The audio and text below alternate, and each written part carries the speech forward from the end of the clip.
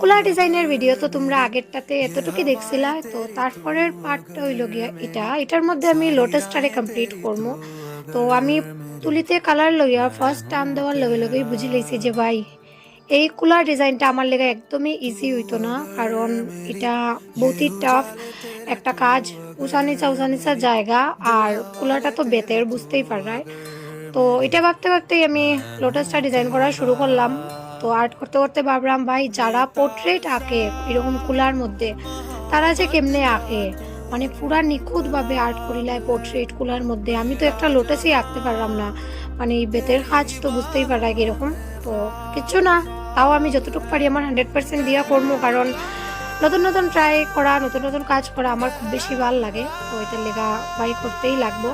তো কুলাটার ফার্স্টে আমি বর্ডার দিলাইছি, বর্ডার দেওয়ার পরে কালারগুলোরে স্প্রেড করে লাইছি, দেখতেই পারায়। তো এটাই না, আর ভিডিও করতে পারছি না, কারণ আমার কাছে ভিডিও করার এত বেশি সুবিধা নাই। একটা লাইটের উপরে ভিডিও, মানে ফোনটার একটা ভিডিও করি আমি।